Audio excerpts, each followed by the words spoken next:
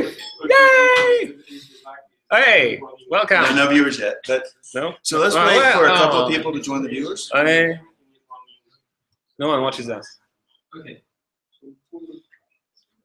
Yeah. Okay, so is there links? YouTube page.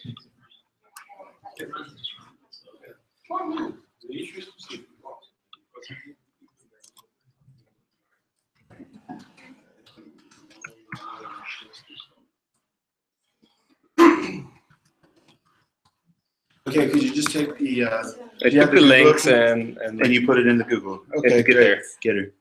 So we've told them, and then we've told them. So we should be okay. Yeah, this is it. Maybe we can get started and they'll come in.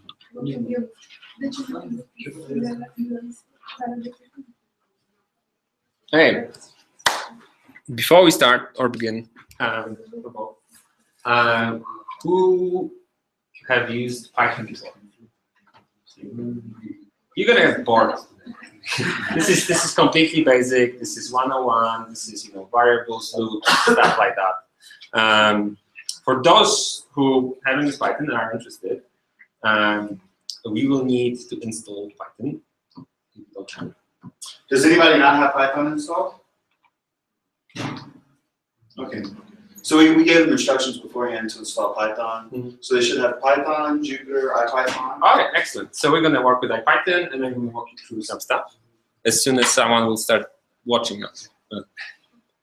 Or not. Well, I guess we could just get started. I mean, it's. All right, excellent, excellent. There was a question. Was there a question?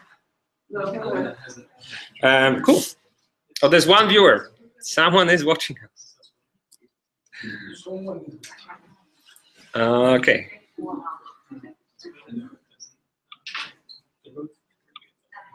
Yes, Cosmos. All right, cool. So I have put the links to the materials that we need on the Gitter. So we need to download it. So if you go to Gitter, there will be links there. And this is one of those links. And it looks like JSON. But we're going to just take this file, and we're going to do save page as, and I'm going to create a new folder on my desktop. Brainhacking 101. And the folder is here. And I'm going to save this. And it tries to change the extension. Don't let it. All right. So I'm taking this file, I'm saving it there. Yeah. So now I can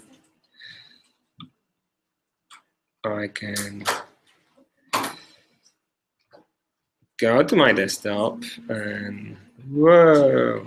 And there's a lot of weird stuff that probably the internet should not know about. And go, well, it still changed the extension, so I'm gonna rename it to .ipynb. So this is our notebook, and this is the thing I'm gonna work with. I'm showing you an example. So if you want to follow what I'm gonna do here, you need to have this file, download it on your computer. Right? The links are on Gitter. Did you find the links? So. All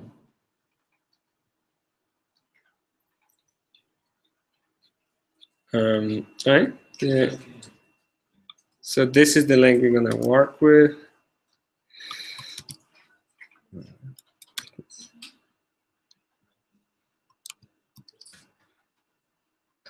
I've posted again. This is the file you need to download. If you need to make sure that it has the right extension, if it downloads correctly, and save it to a folder. And I just, in the interest of time, I'm just going to move on. And then we have to open a terminal. And I've opened a terminal, and it's tiny. I can make it bigger. All right. That's a terminal, and in this terminal, I'm going to go to where am I going to go? to that folder I created, yeah, Brainhacking 101. And here I've got this file. Yes, we should be on the same page. And what I'm going to do now, I'm going to start IPython node.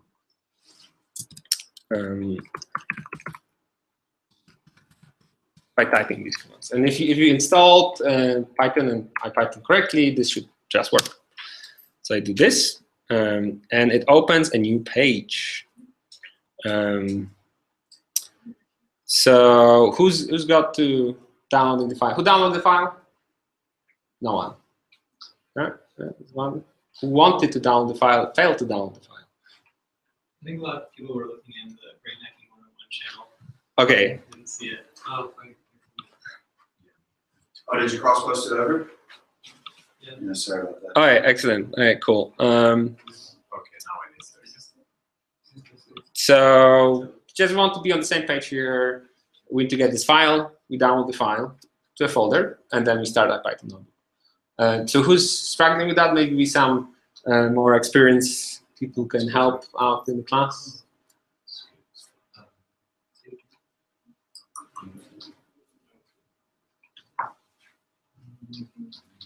Okay, there's just literally no feedback. So, so I'm just gonna start talking to myself, and if you guys wanna, I don't know, join in, Yeah. that would be great. So it's a bit slow. The file is already there, so now we can download. Okay, so.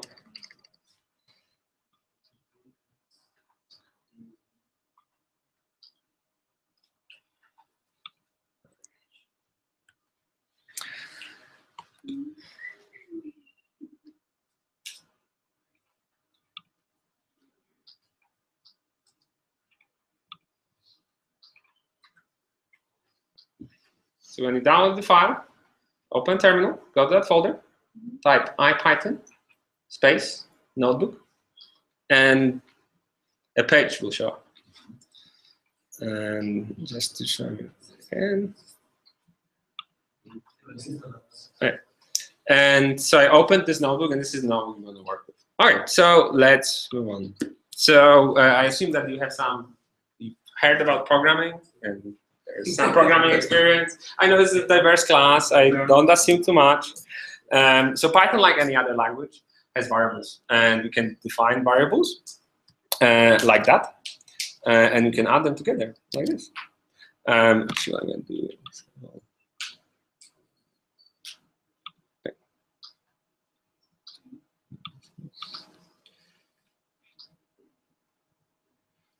Right. So we can add them together, and in IPython, to actually, I can type in this node. So I can do a equals 4 equals 12, and then to make it run, I press Shift Enter. To Shift Enter, and then it runs. So the first one doesn't have any output. I'm just assigning two variables. But the second one has an output, and that's why it prints something here, 16. So some of you coming from other languages probably noticed that we don't defining any types for these variables. So for example, I could assign a string to it, which is a list of characters, like I do here. We can also combine addition with assignment. So you can do a plus b, but I can also do a plus equals 2. And that means that the value of a will be changed. So I had a, added 2 to it, and replaced the previous value of a with the a plus 2. Yeah, and then we have the strings, which I can also add. So here I'm defining two different strings, Python, MATLAB, and sign. Let's say I'm going to say it doesn't equal, to be very diplomatic. And as you can see, I've got these three variables, a, c, z, and I add them together. Adding numbers, we did that in high school, and probably earlier, hopefully. And you know how it works. Adding strings is basically concatenation. So there's a string, we add another part at the end, another. All right. And as I said, types are not explicit. So sometimes we can force a conversion between types. So something is a string only because we gave it a value that was string. We are not explicitly saying, oh, this variable has to be a string, or this variable has to be a float or an int. So here, I was trying to add two different types of variables. I was trying to add a string, which was number 9, but this could be something else. This could be something, you know, Alfred, yeah? And that doesn't make any sense. If I do this, I get an error, which says I cannot concatenate a string with an integer, because how would that look like? And then you have to explicitly convert the variables if you want to do this. So here, I'm converting this string into an int explicitly by calling this function. Int, open bracket, name of the variable, close bracket. And now I can do an addition. I could also do it other way around. I can do str. Now they're concatenated. Instead of added less, they would be like numbers. So I'm going to revert that because it's super confusing. All right. Okay, but however, it's not super smart. So if I say 9 and I try to cast it, it will say that it's invalid because it doesn't understand English. The same as I would say the number between 7 and 9, it wouldn't give me 8. So you have to be explicit. Okay, so far, simple types, integers, and strings.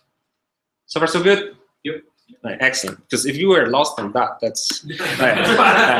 We're from a bad beginning. All right. So lists. Python likes lists, and Python, a lot of stuff in Python revolves around lists. And lists are natural. We make lists. When I go shopping, I make a list. When I decide what to do in life, I make a list and then fail. And lists are very useful, and a lot of things work with lists. So let's make a list. So first, I can create an empty list by 2 square brackets. So name of a variable equals 2 square brackets, and that creates an empty list. So let's just have a look at this empty list. And an empty list. An empty list is empty, and I can actually count how many items this list has by calling len, and we'll have 0 items. Okay, let's go back to that example. And I can create a list with more items. So I can create a list with 2 items, or 3, or how many you want. And also, as you probably noticed, those items don't have to be of the same type. So I can mix and match integers with strings and any other list. I can make a list of lists. It's very meta and confusing, but I can do that. I can make a dictionary of lists that has dictionaries in them. Craziness. So all of this can be combined. And I can also, I don't have to restrict myself to what is inside my list when I declare it. So when I have a list, I can add things to the list, and I can remove things from the list after I declare it. So here I've got an empty list, and I add an item to it, a string called experiment1, and I print it. And we have a list with 1 element. So this dot append adds an item to the list. And then I can access elements on the list by their index. So list is ordered. If I added something in a certain order, that order is preserved. So I can ask, what is the first item on the list? And Python counts from 0 instead of 1. It makes mathematical sense. So anyway, so yes. So when I do open square brackets and I put an index here, I can count. I can access a particular item. If I do 1 here, what do you think will happen? There's no item because it's only 1 element list. So it will. 0. Yes, it will give me an error. Okay. Okay, so I can, as I showed you before, I can tell you how long the list is, and I can append the same element multiple times. So you can have multiple exactly same elements in the same list. It's not a set, in other words. So you can have duplicates in a list. So I can do this. I've appended this failed experiment twice. After first time I did it, we had 2 items. After second time I did it, we have 3 items. Okay. I can also take the last item I added to the list by this .pop thing. And that .pop actually takes the item from the list and removes it. It gives it to you and removes it at the same time.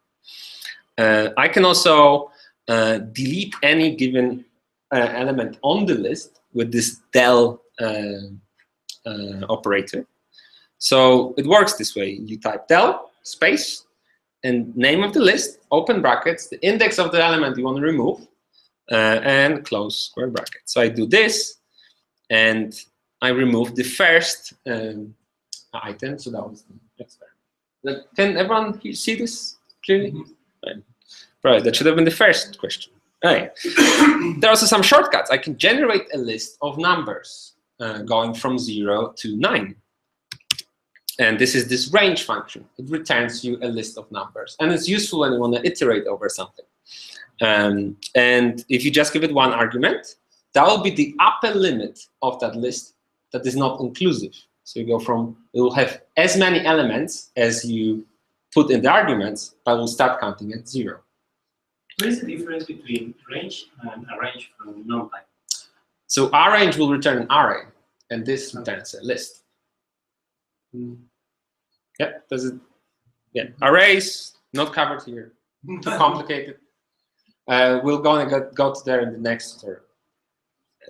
So I can also say where to count from. So from 2 to 7, and then I can also check whether a certain object is in a list. So I can check whether 5 is in the range between 2 and 7, which it should be or not. Well, it should be, because it's between 2 and 7. That was a test with someone sleeping. Everyone's sleeping. Okay, so is 9 between 2 and 7? No. What would you say? No, it's It's a trick question.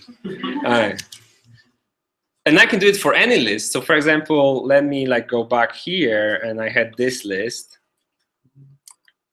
Yeah, so I can do. All right. Right. So I can do this. The other thing that I can suggest to you, give variables meaningful names. Avoid like L, X, C, I, and then you look at the code, no one knows what's going on.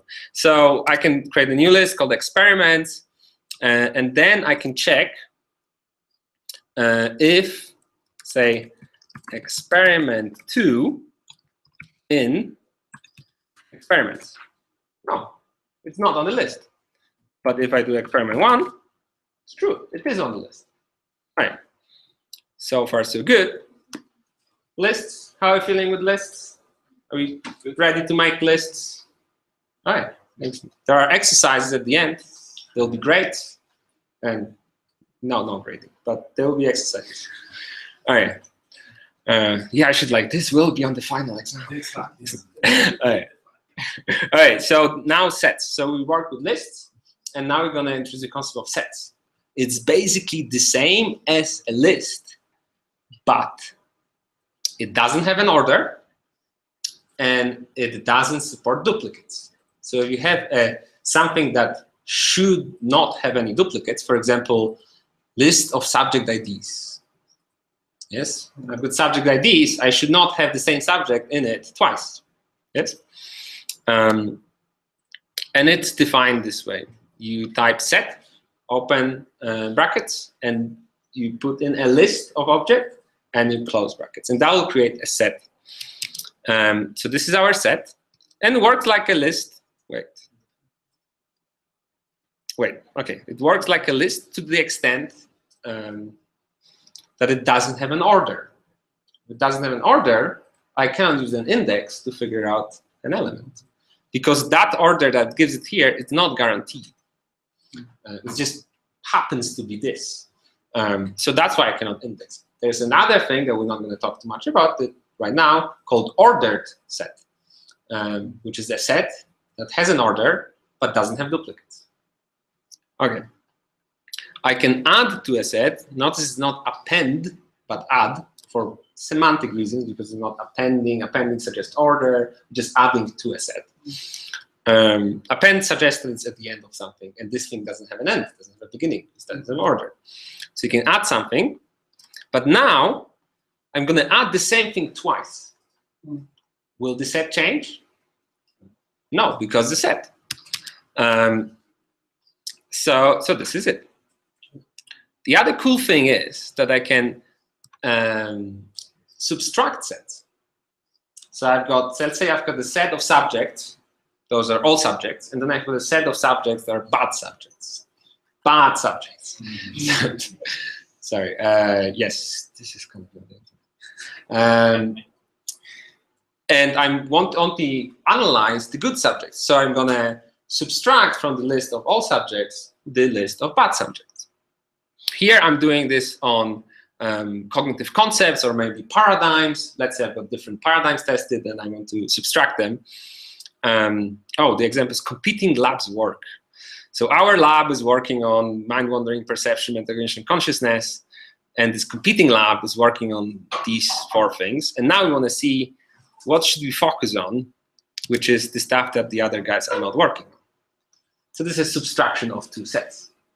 And this is fairly useful. And you can also do an intersection. So you can take 2 sets and figure out what is the common thing between them. Also useful in context of participants, because maybe you have a set of participants with some kind of measures and another set of participants with other measures. And for this particular analysis, you need both of the measures. So you need to have an intersection of those 2 sets of participants. Okay, and this is how you do an intersection. You take the name of this of one of the sets. It doesn't matter which one. It's a reflective operation. Dot intersection open brackets. The other set, the set you want to check with, close brackets. Okay, so this covers sets. You go with sets? Any questions about sets? Okay, so sets like lists, but no order, no duplicates. But you can do operations on them like subtraction or intersection. Okay, cool. Strings. So we saw some strings in the beginning, and I'm not talking about underwear. I'm talking about computers. And here we can create a string and print it. Printing is basically showing it on the screen. And the same way as lists, you can access every single character in the string, and they have order. So I can access the first character from this Mari had a little lamb, but I can also access a range of characters. And that range things, by the way, works on lists as well. So indexing works the same on lists as on strings.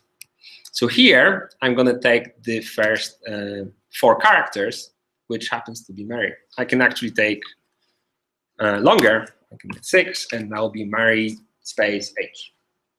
I can start from a different letter, and this is how you index a range. Starting point, end point, and a colon between them.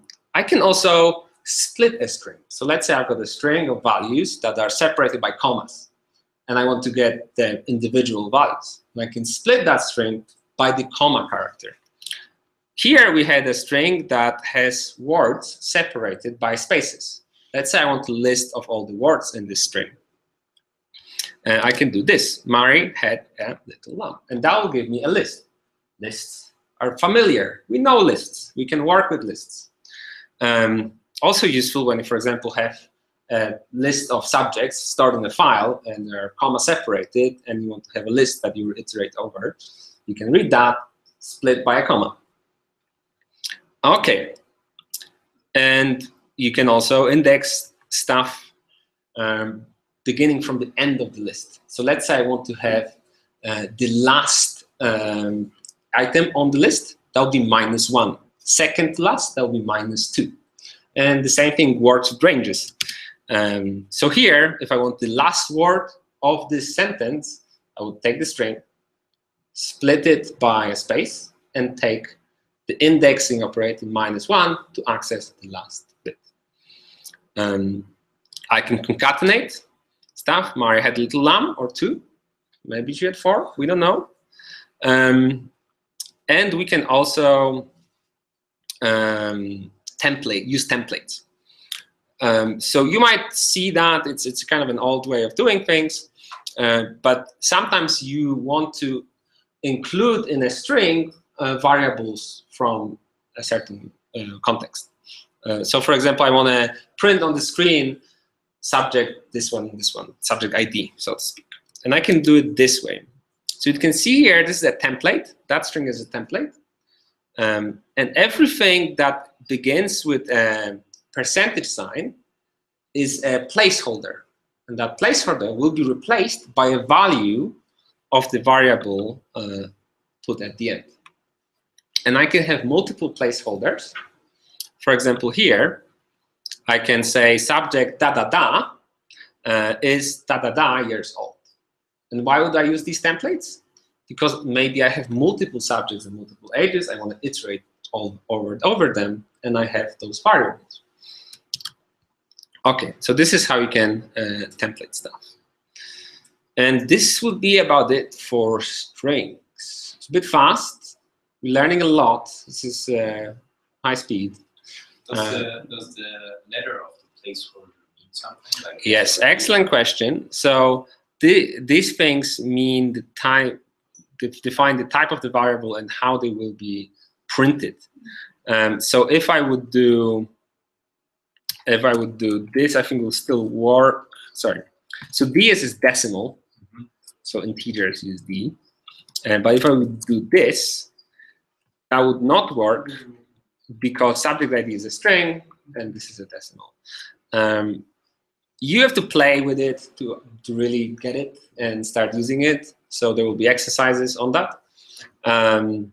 But it's very common and people use it a lot. So you will see that in code and you will start using it as well. There are other ways of templating as well, but this one is most common. Okay, let me just fix this. Any other questions about strings and indexing strings? Splitting? Is splitting fairly understood? All right. Okay, so as you can see, we're almost done. It's just only lots of stuff. All right. So loops. I've mentioned loops, and loops are a way of doing the same thing multiple times, basically. So in Python, you always iterate over a list of something. So in other languages, it's called for each, but here it's just for. So you say that I want to iterate over a list of integers from 0 to 9, and I want to print each one of them. So this is how that works. For, name of a variable, and that's a new variable. That's a variable that will be used inside this loop. In, name as in, and then you put the list or a variable that is a list. So here I used the range to create a list, but I could also do Jack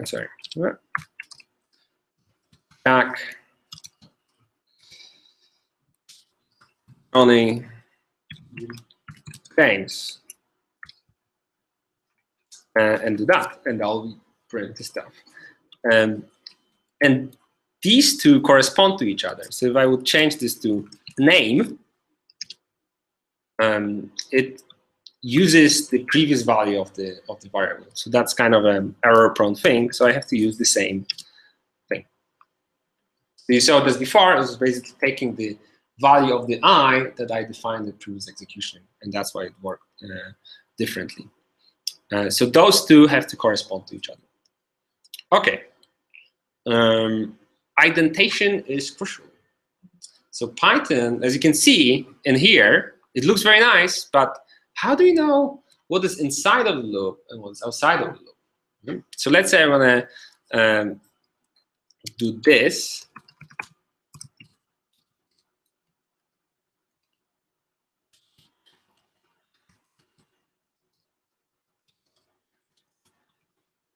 If I do this print statement will be run inside the loop 3 times. once per execution.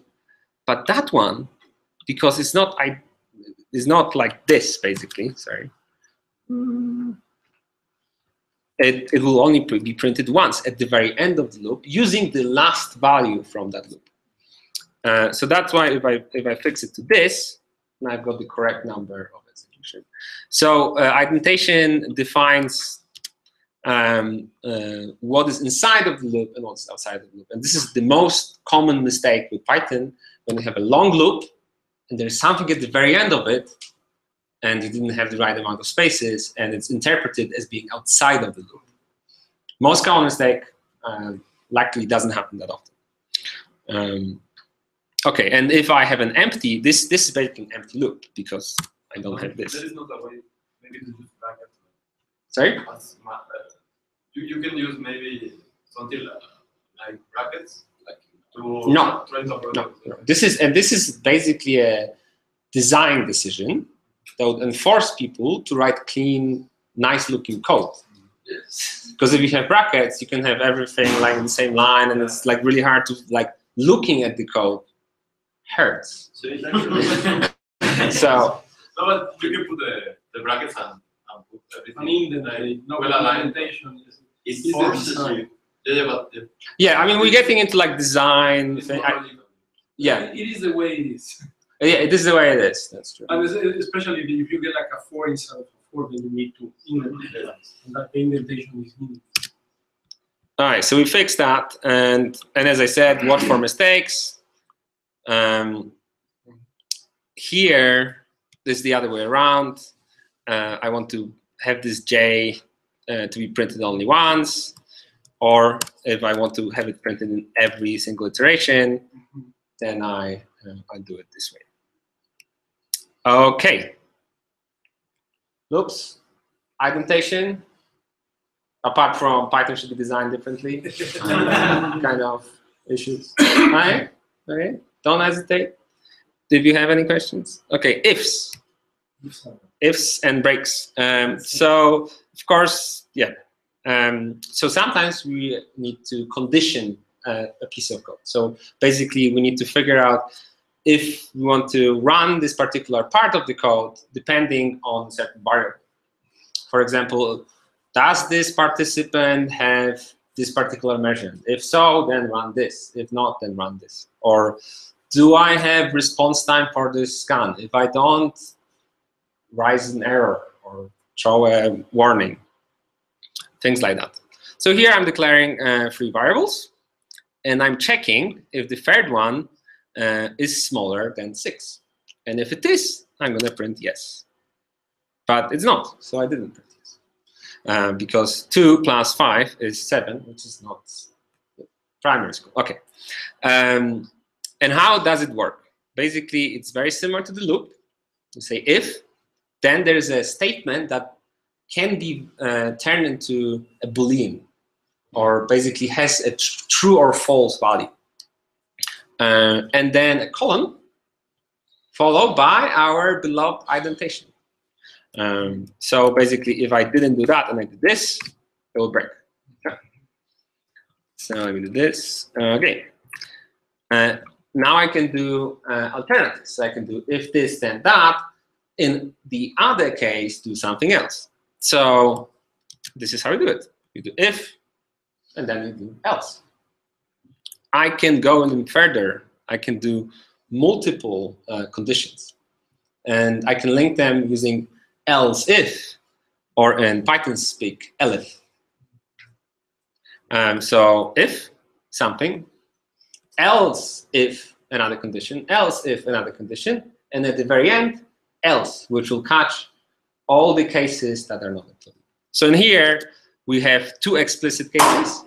C is smaller than 6, C is greater than 6, and 1 implicit, which will match to C is equal to 6. Yep. So yes, no, kind of. Okay, and as I said, the thing inside the if, the statement, could be anything that can be turned into a true, false thing. You can actually explicitly say true or false. But you can have other more complicated statements. So we covered ifs, and quite often ifs are combined inside loops with breaks.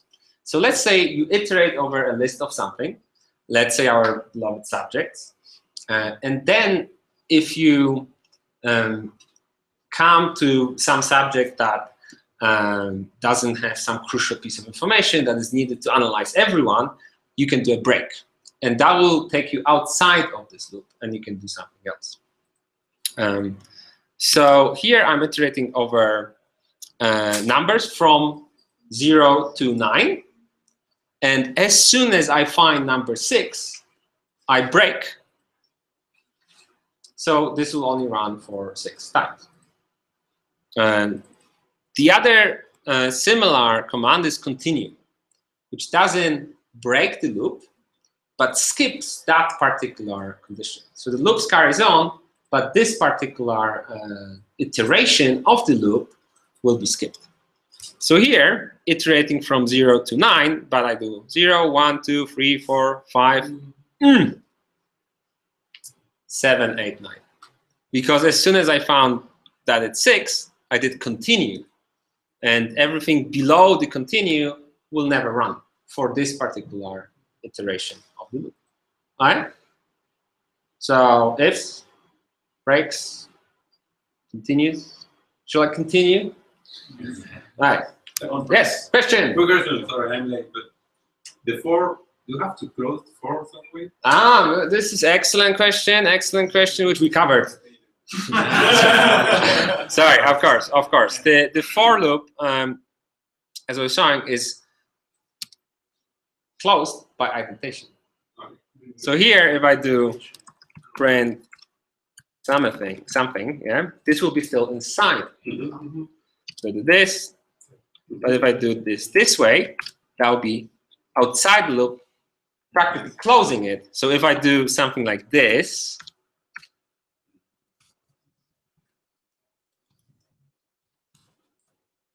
that will be an error because we haven't opened a new loop. All right, excellent. Good question. All right, cool. Files. So this is the last bit. And then we go to exercises. All right, files. So we all work with files. We love files. Files are great. So here I'm going to open a file with this line. I'm opening a file. This is a path to a file. It will look different on Windows because Windows has different slashes, but it doesn't matter. The second argument of this function, the second argument of this function is whether I want to read the file or write to a file. Why does it matter? Because if I just read the file, then other people can read from it, or other processes on my computer can read from it as well. But if I write it, it's kind of blocking. So I have to declare what I want to do with it to begin with. So this time I'm going to write to this file or open this file for writing. And that gives me an object. And this f object, you're almost done. How much time do I have? No, as much as you need. I was just checking to make sure the we stay until midnight. Y'all need to stay. If he's not finishing, the exercise. Well, before midnight, we need to move it to the hotel. Oh yeah, okay. But whoever is not finishing the exercises won't get beer. I like the way you think. Okay, so that will return you an object, f. We can call it something else. We can call it f handle, or that f really file handle. Let's call it file handle, so it wouldn't give any wrong connotations. All right, so file handle, and then you can use it to write to that file. So you can do file handle.write and place any text that will be written to the file. So I do that twice, and then I close the file. So I can do this, and now, wait, where am I? This is interesting. Okay, so now, I wrote it in the TMP folder, and now if you go to that TMP folder and actually read it, which this command does, we're not going to go into how it does it, but we can basically look at this file. It's there. and open it. I can actually do Atom is a text editor, so I can open it in a text editor, and yeah, and this is the text I just written to this file. I'm just showing you that I'm not lying. This is really writing things to files. Okay. So now, how do I open files for reading? Instead of W, I'm going to use letter R. So I can take the same file I opened, and then I can call a function called readLine. And that will, lo and behold, surprisingly, read a line from the file.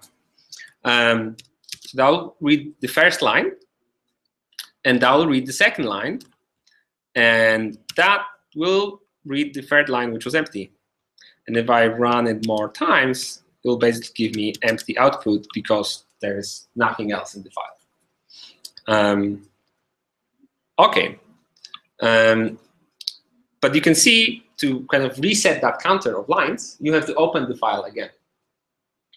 So if I now do this, I'll get the first line. So this read line actually changes the state of that object. So if I do read line repeatedly, it gives me the next line, the next line, the next line, until the file is done. So this is basic writing and reading from files. Are there any questions on the file handling issue? Writing, reading? Okay, excellent. So what we're going to do now, since we have time, are exercises, which will require. All right, there's some question on Gitter, maybe.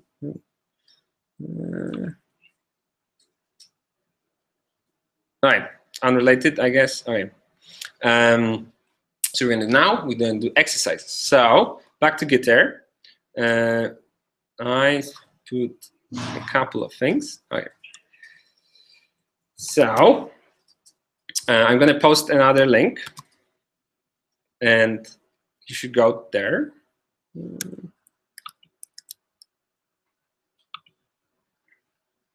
And you should download that file. I'm going to do it here as well. To the same folder. It's another.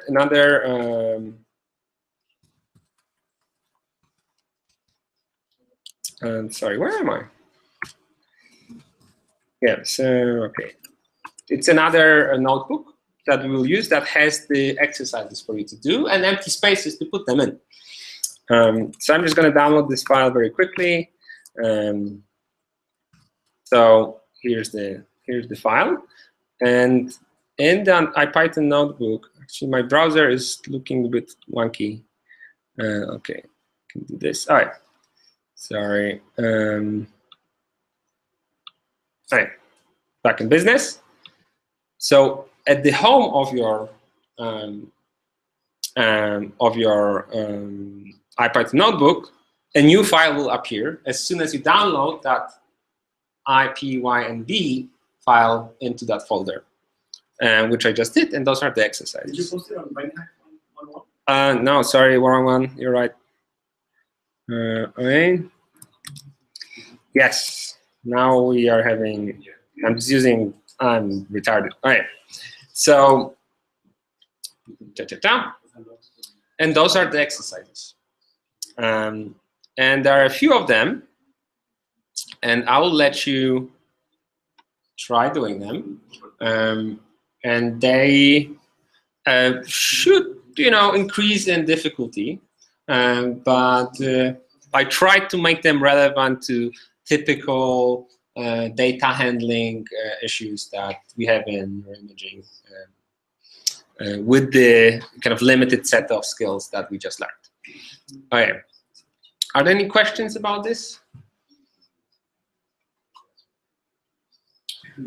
So the other question I had is like the IPython notebook. Yeah. Like, how can you kind of again open it? You go to files, open, and then. Oh, how can you? Yeah, just the file you just. Yeah. So okay. So here's the procedure. I go to Gitter. I open. That's already now. So you've saved the file in the same folder as the previous notebook. Yeah. Okay, and then you go to the main Jupyter file. So basically, you click in the corner. Okay. So once again, this is so this is where we were. This is what I was showing you. We click in the corner, and now there should be 2. If it was saved in the right folder, there should be 2. You open the one, day 1 exercises, and then you can start doing stuff. So what I'm gonna do now, I'm gonna